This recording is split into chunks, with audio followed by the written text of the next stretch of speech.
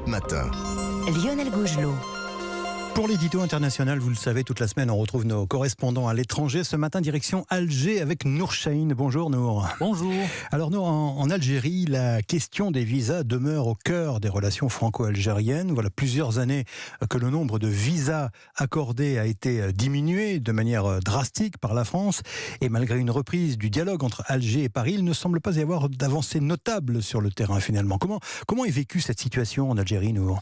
Eh bien, après une longue brouille diplomatique entre Alger et Paris, il y a eu la visite d'Emmanuel Macron en août dernier ici, celle d'Elisabeth Borne, suivie du déplacement de Gérald Darmanin fin décembre. Et en fin de compte, les conditions d'octroi de visas français aux Algériens vont être assouplies. Sachant que pour l'instant, le nombre de visas accordés demeure très faible et qu'il faut y ajouter la difficulté à obtenir un rendez-vous pour déposer une demande, des rendez-vous censés être gratuits, mais qui sont revendus sur le marché noir jusqu'à 200 €. Il faut savoir que le nombre de visas accordés aux Algériens a diminué de plus de 70% ces 3 dernières années. Alors, il y a eu le Covid, bien sûr, mais surtout cette très difficile période de crise entre les gouvernements, notamment à cause du dossier de l'immigration. Paris réclame davantage de coopération pour rapatrier les Algériens en situation illégale en France. Côté algérien, les choses traînent quand il s'agit de reprendre ces ressortissants en situation irrégulière. Alors, si du côté français, on utilise les visas comme moyen de pression pour accélérer le rapatriement d'Algériens en situation irrégulière en France, l'Algérie est tentée d'utiliser les leviers du gaz pour obtenir la libre circulation des personnes. Alors oui, gaz contre visa, c'est ce qu'ont titré certains médias algériens lors de la visite d'Emmanuel Macron en août dernier, mais en réalité, il n'en est rien. Alors pourquoi ? Parce que l'Algérie a besoin d'exporter du gaz et du pétrole pour pouvoir financer son économie, une économie dépendante à plus de 98% des exportations d'hydrocarbures. Et depuis la crise russo-ukrainienne, l'Algérie a même augmenté ses exportations de gaz vers l'Europe, notamment à destination de la France. L'Algérie fournit 11% du gaz importé par les Européens et avant la crise du gaz russe, l'Algérie avait perdu énormément de parts de marché en Europe, concurrencée principalement par le Qatar et les livraisons de gaz américain par méthanier.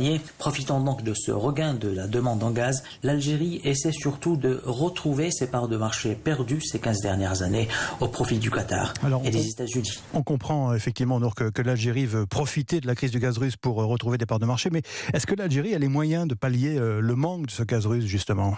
Alors il faut savoir que l'Algérie se partage le marché européen du gaz avec plusieurs pays. On a parlé du Qatar, des États-Unis, mais il y a surtout la Norvège et d'autres pays gaziers comme l'Azerbaïdjan. Le problème, c'est que la majorité de ces pays gaziers ont déjà des contrats à long terme qui les lient à leurs clients habituels, principalement asiatiques, alors que l'Algérie est ce qu'on pourrait qualifier de partenaire énergétique traditionnel de l'Europe.